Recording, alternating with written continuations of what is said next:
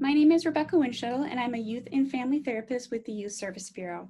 I was also married to a National Guard soldier for 9 years, and during that time, he was deployed twice. So I've been the one left at home before, and so I've been in your shoes. I understand what that experience is like. Youth Service Bureau is a nonprofit organization that has a couple of different services. One of them is youth-focused family counseling. So this is working with youth and their families and doing mental health therapy. We also have a diversion service, which is when kids get in trouble, rather than going through the juvenile justice system, they get sent to us and they can do other things like community service and stuff like that. Our youth and family education program is a program where we go out into the community and provide education on a variety of topics, anything from mental health, chemical health, screen time, stuff like that, to parents and families out in the community. Also, we work in 3 different school districts, and in those school districts, we have chemical health support for the kids as well. And we have our military family support program. In this program, we do presentations like these for these events, but we also see military families for therapy. We do have a program where if a family is unable to use insurance for any kind of reason to pay for therapy services, we do have a fund set aside so that we can still provide services at no cost to the family. So our locations are in Cottage Grove, Stillwater, and in Woodbury. And when I'm in the office for therapy, I work in the Stillwater and Woodbury offices. So today we're talking about guiding kids through deployment. So kind of what to expect from your kids when we're going through deployment. When we're talking about young children, maybe expect things like being a little clingy, maybe unexplained or not understood crying. They might start to act out. They might start shrinking away from people, maybe becoming a little bit more quiet or isolated. Struggles with sleep, change in their eating patterns. They might be afraid of new people or situations and feel like they have to keep their primary caregiver in view at all times. So then when you're talking about children and teens, a little bit older kids, maybe some unexplained moodiness, maybe some isolation, withdrawal, maybe not interested in their usual activities. They might be a little bit more clingy to people, sleeping or eating changes. They also might have stomach aches and headaches. They might be a little bit more irritable or act out, and they might direct anger towards their at-home parent or siblings or even friends that they're feeling inside, but it tends to be misdirected. And they might show some problems in school, whether it's academic problems or behavioral problems. So when I talk about the experience of deployment, it really is like the experience of going through grief. So this is a diagram of all the different stages of grief. And this is a lot of times what a lot of people feel when they're dealing with the deployment process. So there's a stage of shock and denial, that shock of confusion and fear about the deployment, just not quite sure what's going on. There's being angry, maybe being frustrated at the soldier for why do they have to go through this, maybe irritation. There's a stage of depression and maybe detachment, feelings of being overwhelmed, kind of having those blahs, not having a lot of energy. Then there's dialogue and bargaining. And this is when you're really ready to reach out to other people and share your story and try and make meaning out of the situation. There is a stage of acceptance. That's when you've got a plan, you put it in place, and you got things good. And then you lead to a sense of empowerment or security. Now, not everybody goes through all of these stages, and not everybody goes through them in the same order. You're not necessarily going to go through them in the order that I just explained them. So when I was going through the deployment, I probably went through the shock phase first, and then I went to an acceptance phase, and I went through that plan of, okay, this is what's going to happen. This is the plan we have. This is what we're going to do. Okay. And I was okay for a while. But then maybe at about month 4 is when I started with having maybe some of that depression or detachment. And I went through depression, detachment, and then maybe that anger stage. And things got a little bit easier the closer that we got to him coming home, when I was able to get back into that acceptance phase again. But I never really went through that dialogue or bargaining stage. And I went back and forth throughout the multiple stages, depending on where I was in the deployment. So these are some different ways of explaining and understanding what kind of experiences you might have during this deployment process. So in the process of having the separation, some things that are not so good about the separation is a lot of times it's similar to divorce for kids. So there's those questions of what's going to happen, who's going to take care of me, will both my parents leave, what happens to the at-home caregiver, what happens if something happens to them, what do I do? So there's that questioning, especially among a lot of the younger kids, there's that questioning piece. They also might feel like their parent might not love them and that was why they're leaving, or maybe they did something to make their parent leave. So those are some thoughts that come up in kids when they say, oh, a person's gonna up and leave for a certain, how many months. But some positive to separation is it does foster maturity. Kids learn a little bit more about how the world works and functions in general, and they have to take on new responsibilities. It does encourage independence, and you do become more resourceful. The kids become more resourceful in learning things than the adults do too. So my biggest point of being resourceful as an adult was I was super excited that I was able to take apart the vacuum cleaner, clean it, and put it back together, and it still worked. That was my big independent moment. I was very proud of myself for being able to make something like that happen. So it's becoming more resourceful, and kids go through that same experience too. And it does help strengthen family bonds. You discover new areas of support that maybe you didn't have before, and you're really able to make those connections strong. The single most common factor for children who develop resilience is at least one stable and committed relationship with a supported parent, caregiver, or other adult. Military kids are very resilient, and we really want to work on fostering that resilience. So one way we can do that is to work on networking. So parents, we want parents to be able to build a network for themselves, but we also want to help build a network for their kids. So in building this network, we want to be able to have 5 loving adults that can spend quality time with your child. Now I know with the coronavirus out, quality time spending with your child is something that's got its own interesting definition, but even being able to have conversations over Zoom or Skype or just being actively involved. So having those adults, multiple adults involved in your child's life. And it's also connecting with other families that are going through the deployment that are your child's age. It can be really helpful for other kids to have kids their own age to be able to talk about their experience through the deployment and just share their thoughts and their feelings with somebody who understands what they're going through. So when you're working on talking about the deployment with your kids, we want to make sure that you speak in a calm and supportive manner. You don't want to start talking about it maybe when you're super emotional. You want to be able to be calm. You want to provide as much information as you can that's age appropriate. You don't want to get into the nitty-gritty details necessarily of what kind of combat is going to be seen and that kind of stuff, but maybe just those general of this is where we're going. If you're able to share that information, just provide as much information as you can according to their age. And remind them that the goal of deployment is to keep everyone safe. This caregiver is going to whatever location it is, and the whole purpose is to help keep them safe and us safe. Focus on the safety piece. You can also read books or watch a lot of videos about other children experiencing deployment. There's a lot of books for a lot of different ages. There's some really great books for teens out there as well. And for the younger kids, Sesame Street actually has an entire video specifically for going through deployment for younger kids. And that's a really great resource too. Another option is being able to have the child start to write a book about their own experience. So what is it like going through the deployment from their point of view? And you can go about it as if they're writing a book, but it comes out more like this is their journal, of a way for them to express their thoughts and their feelings about the situation. And that can be a coping skill just in itself. You want to talk about the deployed parent frequently. You want to keep them active in your life. When you're dealing with a situation at home, maybe you guys are having fun, bringing in, this parent would have a lot of fun right now. What do you think they'd be doing right now? Those kinds of things. Really talk about the deployed parent frequently. Reminding them how much their parent does love and miss them, and really encouraging your child to talk about their thoughts and their feelings. They need to be able to get those out there rather than just stuffing them inside. So different ways in order to help stay connected with the kiddos. Letters are a big thing. Letters back and forth, including maybe art projects that the kids have made, little paintings, stuff like that.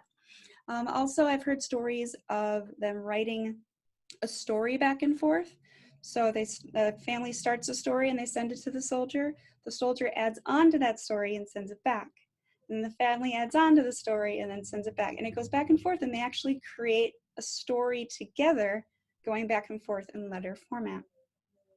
Care packages are awesome. I remember the things that are wanted in a care package were hot sauce, really good coffee, flavored water, beef jerky, sunflower seeds, things to do when you're bored, foot powder, stuff like that. So rather than just sending a random care package, you might want to ask your soldier, what kind of stuff do you think that would be helpful to have? What kind of stuff do you have access to? What stuff don't you have access to where you're at? What's going to be helpful for you? And also there's a lot of really fun ideas for themed packages. So I remember sending one to my soldier that was Halloween themed. And in this Halloween themed package, there was a little figurine that when you pressed its stomach, it did that creepy laugh, that kind of a laugh. And it was, it was something that became a joke between us. So being able to send a fun themed care package back and forth is something that is always welcomed. Connecting via phone call, Skype, Zoom, whatever the soldier has available, and even seeing if you can record the soldier's voice on a book for the kids to listen to, that can be a great way to stay connected to. Making a countdown at home. A lot of times there's paper chains that are made, or a calendar, just a way to either count up, or a lot of times it's best to count down the days of when they get home. And an idea that was sent my way was to fill a jar with goodnight kisses. So every night we're gonna get a kiss, goodnight. You take a Hershey's Kiss and you put it in a jar, and you get a kiss goodnight. And you keep doing that until they're home. Something that's helpful, you can put a map on the wall and pin where the deployed parent is gonna be with pictures of them, what time it is, things like that. That gives the kids more information. It gives them information of concrete understanding of this is where they are, this is what time it is there, this is the kind of stuff they might be doing. And as always, there's Pinterest. Pinterest is a great resource for you to be able to find some ideas on ways to stay connected with your soldier. They have so many good ideas just on Pinterest alone. So this is one of the ones that I've found. There's a time of what time it is here, what time it is there, the mail that's going, where is my soldier? It just gives the kids more information and makes it a little bit more concrete and relatable for them. And that just having that information can be calming in itself. So working on just coping with the deployment in general, focus is on maintaining schedules and routines as much as possible. This leads to feelings of safety. So I know that not all routines and all schedules are going to be able to be kept the same, but the ones that you can keep the same, please do. That schedule leads to a sense of safety and security. Engaging in family activities with those supportive adults we talked about. Again, I know right now with coronavirus, things are a little bit different, but trying to find ways for those adults to also engage with kids. There's a lot of different things you can do. There's Uno Freak. Uno Freak is something that's online where one person can be on their computer, another person can be on their computer, and you can play Uno back and forth. So you can play a game together while you're on the different computers. There's ways that you can play video games or computer games with your kids from a different computer. So being able to just engage, interact with those identified adults, those supportive adults in their lives. Create an ongoing plan for someone to take the kids for a while. I know that with coronavirus, this might be a little bit in the future, but caregivers do need a break too. And so having a plan set aside already, so that way, rather than wait until things get to a point where you're burned out and can't handle it anymore and then need to find a resource, maybe have something set up ahead of time where every so often this is going to happen, so I have my break. Being patient and calm if your child is showing big emotions or acting out. Okay, it's depersonalizing and tending to their needs. And I'm going to talk a lot more in depth about this in just a few minutes. Pointing out the child's strengths and positive characteristics in praise.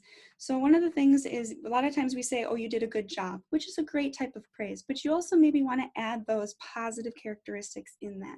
That was very kind. That looked very caring. That was very responsible. That was very respectful. Thank you. Pointing out those positive characteristics that kids have can really help boost them up and help them recognize those positives within themselves.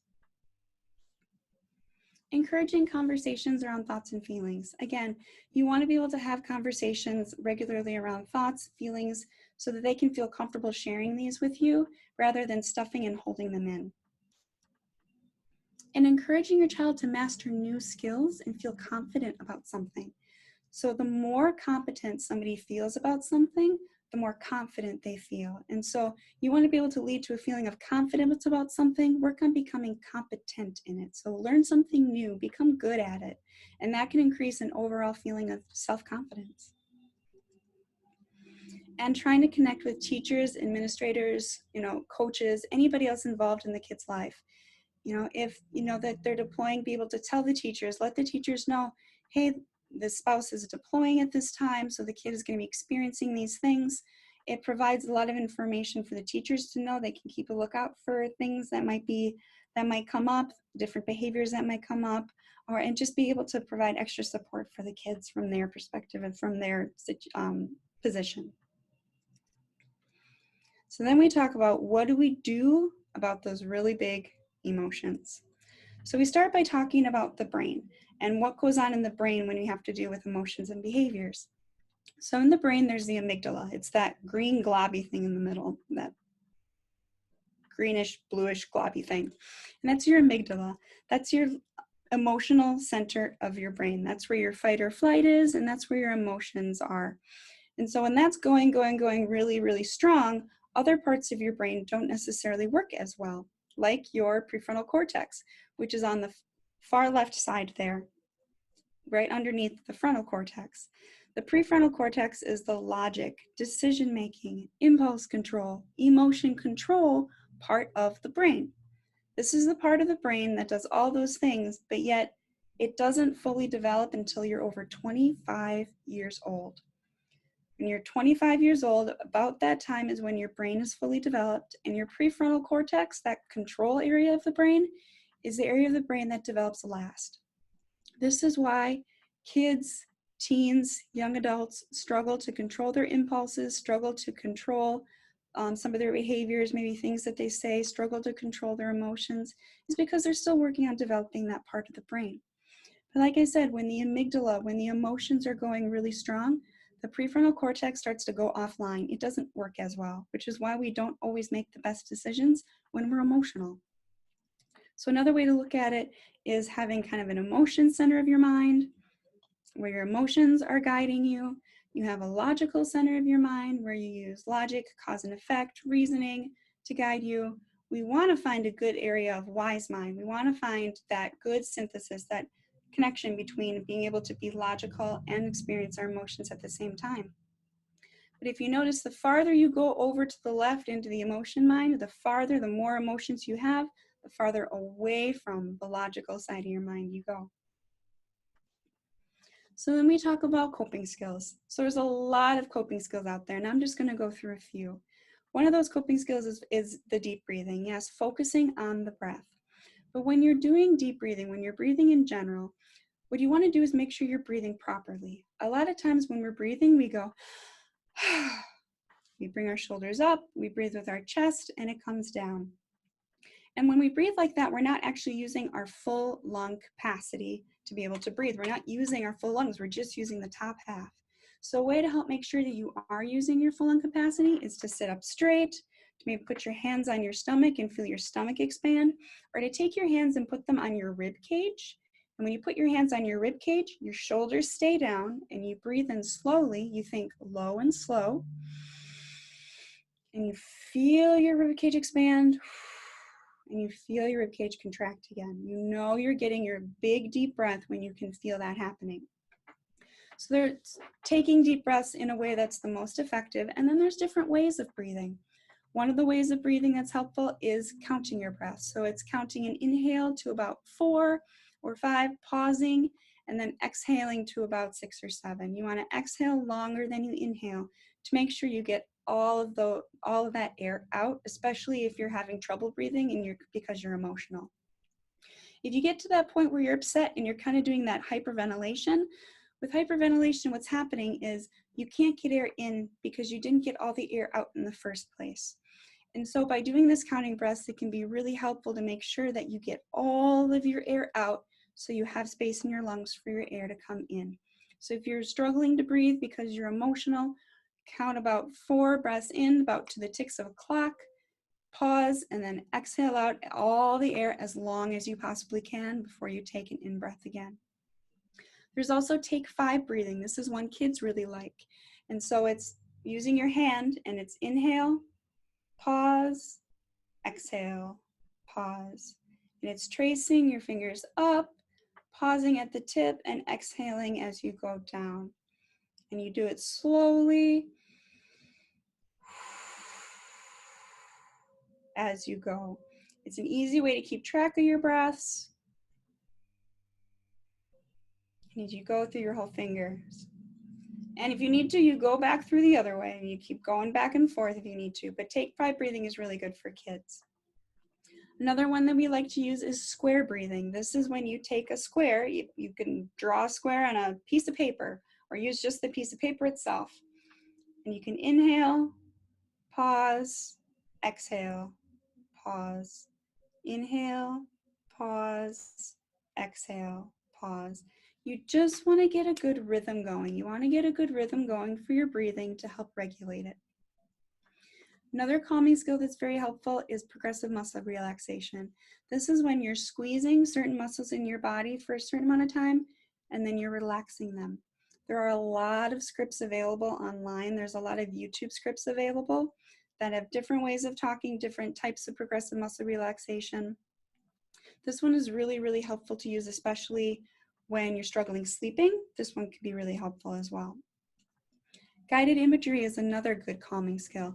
There's a lot of scripts and options that you have online again. What guided imagery is, it's somebody talking through a script and it's telling you what to see in your mind. It's telling you what to visualize. And you can have guided imagery. There's ones on YouTube that have to do with telling stories. There's a fairy story guided imagery for kids that's really good. And it helps them imagine things that are going on as they're talking. And by doing that, that's something that can be very calming. Coping with the 5 senses is another calming skill that I use with a lot of kids. It's basically finding things in your home that are connected to your 5 senses, see, hear, taste, touch, smell. And those are the things that are calming to you. What kind of stuff that when you look at it, you find calming? What about the stuff that you hear? Is there sounds that you like to hear that you find calming? What about things that you like to touch? Is there something you like to squeeze or cuddle in to help bring you down, to help keep you calm? So it's identifying what those are. And by using those things, you can create a coping box. I do a lot of coping boxes with kids. And coping boxes are just a box, a bag, some type of container that when you're at home, what you're doing is you're taking all your coping skills and you're putting them in the same location. That way you know where your coping skills are, you have easy access to them. Another thing about when you're starting to struggle with those big emotions, remember, we're not thinking very well. And so when we're not thinking very well, it's really hard to come up with a coping skill off the top of our heads. I'm struggling right now, I'm emotional, I'm crying, I need to calm down. But coming up with a coping skill off the top of your head sometimes is hard. So having a coping box, having a place where these all are, having a piece of paper where you've written some stuff down of things that you can do can be really helpful, because then all you have to do is pick one and try it. It makes it so that way you don't have to use that area of your brain as much because it's not as functional. Another really good resource is called Change to Chill. Change to Chill is a free online resource that's basically a bunch of coping skills, and it teaches you how to use them. It's got video clips that teaches you and shows you how to do these things. It has different scripts for things. It's geared towards teenagers, but easily modifiable for kids, and I know plenty of adults who use it as well. Now, when we're dealing with our emotions, we can do different things to help us calm ourselves down. But sometimes we struggle to be able to calm. Sometimes we are just stuck. Our brains are stuck on whatever is making us feel upset, and the calming skills aren't as helpful. Then what we can do is come up with what we call rational calming skills, rational coping skills. So again, if you think about your brain, you've got that part of your brain, you've got your emotions going, your amygdala is going, and it makes it hard for you to think. One thing that can be helpful is for you to do something super, super rational to help get that part of the brain back online. So different number games, doing Sudokus, doing math problems, if you're good at math. For me, if I was to do a math problem when I'm upset, that would be a really, really bad idea. Me and math do not get along, but I do like Sudokus, doing things that are logical, crossword puzzles. One that I teach a lot of people, adults and kids, 1A, 2B, 3C, 4D, 5E, 6F, 7G, all the way down to Z, And if you screw up, you got to start over. And if you try doing that, the thing is that you literally can't think about anything else when you're doing that, or you're going to screw up. So it really forces you to get into that rational, focused area of your brain. So I know a lot of people who use this 1A, 2B, 3C in order to help keep themselves regulated, especially if they're like struggling with anger, they're getting really frustrated at something. They can do it 1A, 2B, 3C, 4D, 5E, and just keep going. It helps you remain regulated, helps you remain calm. Doing riddles, doing problem-solving tasks, doing tongue twisters. Strangely enough, one of the things that helped me get through the deployment was a tongue twisters. All I want is a proper cup of coffee made in a proper cup of coffee pot. I may be off my dot, but I want a cup of coffee in a proper cup of pot. Iron coffee pots and tin coffee pots, they're no use to me. If I can't have a proper cup of coffee in a proper cup of coffee pot, I'll have a cup of tea. Now, it took me a long time for me to be able to do that one, but it's something that I was able to learn. I was able to become competent in. It was a confidence booster for me, and it was a good coping skill. It's one that kind of like when things are starting to get out of control, it's something I can do, I'm successful at it, and it feels good. Creative writing, like we said, writing stories about things can be helpful. You know, if you're really struggling with your emotions, go write me a story about this. Go write me a story about that. Go write me a story about that time we went and you and, you know, the soldier and I, we all went and did this. Tell about this vacation, things like that. Reading a book is also really rational. And doing drawing, artwork, art projects, those kinds of things, those help get into that part of the brain too. So when you notice a big emotion that's coming, how do you react? So the first thing is, when do you react? Well, the trick is you want to, as a parent, want to react to the situation, respond to the situation when you first start to notice that you're getting upset. So when you notice that the kids are starting to get upset, maybe you notice their body sensations, maybe their face is turning red, something like that. When you notice the early signs of them getting upset, that's when you want to use a coping skill. So the goal of coping skills is really to help you cope and calm down while the emotion is calmer, and help prevent the emotion from getting too big. That's one of the big things about coping skills, is you want to use it as a way to also prevent it from getting too big. So let's say you start to notice that your child is getting upset. Then you pause and you choose a coping skill or calming, some kind of calming skill. You choose one. Now, how do you use it? You use the skill for at least 10 minutes. And while you're using it, you are not thinking about what made you upset. You think about using the skill. So this is where, how do I choose which skill to use, a calming or a rational skill? If you're trying to calm down and your brain is stuck on thinking about the thing that is making you upset, if your kid is just fixated on that one issue and they can't get their mind off of it, then doing a rational coping skill can be really helpful, because it gets them working in that part of the brain to help them get off of and distract from that thought. But you want to use your coping skill for at least 10 minutes and not thinking about the thing that made you upset in the first place. Kids can do it alone or with an adult. I really encourage adults to be able to do this, especially with younger kids, because if an adult uses a coping skill with a kid when they're struggling, you're giving this kid a message. You're saying, you're upset, I see that, I'm not going anywhere. Just because you're upset doesn't mean I'm gonna run away from you. I'm still here, I'm here to support you, I love and care about you, and I want you to be okay. That's the message you're sending when you're doing a coping skill with your child. Coping skills can be done anywhere. Most of the ones that I have are ones that you can do without having any objects. There's plenty of ones that you can do anywhere. Something that can be helpful when you're working on doing coping skills and trying to calm down is coming up with a goal. When I'm done with this skill, I want to feel this way and I want to be able to do this. I identify the fact that there's a feeling and there's a behavior, because there's definitely those times where you say, okay, well, we can go back to playing the game when you're calm, and your kid responds, I am calm, right? So then it's like, okay, you feel calm, but are you able to go back to the board game without throwing the board across the room? It's like, no. So we need to keep doing what we're doing. So I want to be able to feel a certain way, and I want to be able to do a certain thing. How do we know when I'm done with my skills, using the skills? Some kids really need to know that.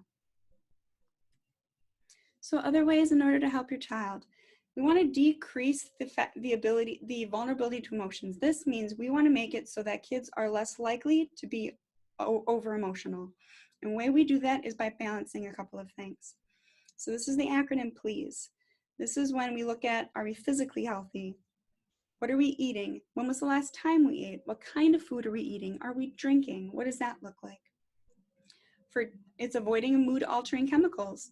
This is, especially for teenagers, even with caffeine. If kids struggles with anxiety, caffeine is something you want to avoid because caffeine actually mimics the physical sensations of anxiety. So you want to avoid any kind of mood altering chemicals, and this includes substances as well. Sleep. What does sleep look like? We all know when we don't get good sleep, how we act. We also know when my kid doesn't get a lot of sleep, this is how they act. So that's one of the first things that we can tell. My kid is all over the place. Well, do they need a nap? What does sleep look like? When you're talking about children and you're talking about teens, are they getting enough sleep at night? And then exercise. Being physically active is really important. Physical exercise has been connected. There's a lot of research that shows a lot of it's connected with helping them be able to regulate their emotions and in the treatment of anxiety and depression. And it's very, very helpful in many different ways. So if you're noticing that you're off kilter, if you're noticing, hey, my kid's more volatile than usual, let's look at a couple of these things and see if we need to make some adjustments. Another one is naming it to taming it. When things are unknown, they're scary. The unknown is very scary, but the known is a little less scary. Once we know something what it is, it makes it that we can deal with it easier. So being able to put a name on it, this is what I'm dealing with. A lot of times it has to do with an emotion. I'm anxious right now. I'm angry right now. I'm frustrated right now. It's identifying what am I dealing with right now. I'm overwhelmed right now. It's naming it. And once you're able to name it, it makes it easier for you to tame it. It makes it easier for you to do something about it. Being open to talking about the deployment. What is the problem? There might be that you've got a child who might be acting all over the place, and what is the real problem? Well, I'm naming the fact that the soldier isn't here right now. And that's a problem. That soldier isn't here right now. It's naming it, it's identifying it. This is what's going on. The soldier isn't here right now, and I'm upset about it. So what can we do about that now? And it's increasing your confidence in talking with your kids about emotions in general. I know some parents aren't as comfortable talking to their kids about emotions. And so ways in order for you to help become more confident in talking about emotions is actually to, without your child in the room, practice. I know that sounds funny, but practicing talking to them about emotions, asking them, how are you feeling? What is bothering you? Practicing what you might want to say, questions you might want to ask your child in order to talk about their thoughts and their feelings. The more you practice that, the more comfortable you're going to be in approaching them about it. So ways of talking to your child. You want to talk to them privately. Let them know that you think something is bothering them. So this is especially when you've got kids who have siblings. Pulling one sibling aside and talking to them about their emotions in front of the other sibling isn't always the most helpful because the kids don't always want to be vulnerable. They don't always want to talk about what's bothering them because their siblings are around. So you might want to pull and talk to them privately. It's listening intently and calmly to what is wrong. And it's really truly listening. It's hearing what they're saying.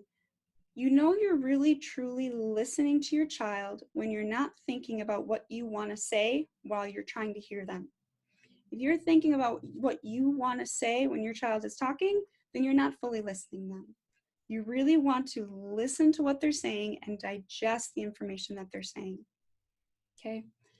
So after you truly listen to what they're saying, then it's helpful for you to validate their feelings, identify their feelings. So this is what you're feeling right now, and summarize back to them what they said. Okay? So what you want to do is listen calmly to what's going on, truly listen, validate their feelings, recognize their feelings, verbally say, this is what you're dealing with right now. Right now you're feeling really upset. And even summarizing back to your child what you heard them say, especially to a teenager. If you truly listen to your teenager and repeat back to your teenager a summary of what they just said, that's truly helpful because they're like, wow, you really listened to me. So that shows that you're listening, is if you repeat back to them what they say, you summarize back to them what they say, and identify and validate some of those emotions that go with it. It's keeping judgments about the situation to yourself, and ask if you can share your opinion or perspective. So something that has come up a lot for me with my clients is the kids say, I just want my parent to listen. I don't want to hear what it was like when they were a kid. I don't want to hear what they think I should do. I just want them to listen. A lot of kids just want parents to hear them. And so truly listening to your kid, repeating back to them what they want to, what you heard them say, so they can feel as though you truly hear them, and then asking them, well, I have some thoughts. Would you like to hear them? That gives them the option. That gives them the option of hearing what you have to say or not. Maybe they really do just need you to listen and they don't need your perspective. It's also looking at your voice tone and your body language, because that, remember, your tone of voice and your body language also communicates. It also leads a message. And part of it is also trying not to minimize. I know a lot of times when we hear problems kids bring to us, we're like, that's what's bothering you right now. But if you think about it, their worldview is small. It includes their classroom, it includes their home, maybe their friends. Their worldview is very small as kids. And so things that seem small to us are really big to them. And so it's making sure that we're hearing, we're listening, but we're not minimizing the situation. They're not minimizing the emotions that they're feeling, because they might feel really big to them. And just some last thoughts. It's kind of in summarizing things, creating a support network for you, but also creating a support network for your child to help them with having multiple adults in their life, and engage with them frequently. Providing your child information about the deployment, talking about their soldier, doing it regularly, keeping that active. Finding creative ways to stay in touch with your soldier. Again, Pinterest is great for that. It's got a lot of really, really fun ideas, and you can use those ideas and make this fun with your kids. The more fun that you have, it's going to be a lot more enjoyable for them to be able to stay in touch that way. It's depersonalizing acting out behavior and big emotions so you can handle them. Remember what's going on in the brain. Remember what they're dealing with. You can say, this isn't about me. This emotion that they're having right now, this isn't about me. This is what's going on in them. And if you're able to remind yourself, this isn't about me. This is about what they're thinking about. This is about what they're dealing with. This is about who they're missing. If you can depersonalize yourself, remind yourself, it's not about me. It's about what's going on inside them. It makes it a lot easier for you to be able to handle their big emotions. Helping your child name their emotions, provide them with coping skills, help lead them through coping skills, all those things are helpful. And when your child is talking, really focusing on listening. Again, if you're thinking about what you want to say in your head while your child is talking, you're not truly listening to them. You want to be able to hear what they're saying, really truly listen, summarize back to them what you heard them say. And lastly, parents, you can give yourselves a break. You are not superheroes, you are humans, and you struggle with this whole deployment process too. The whole thing is focus on what you are able to control. There's a lot you can't control right now, but being able to focus on what you can control can help give you a little bit more of a sense of security. So these are just some thoughts and some tips on ways to help guide your children going through the deployment process. For more resources, or if you want to find contact information, you can go to ysb.net and contact us there. And thank you for listening.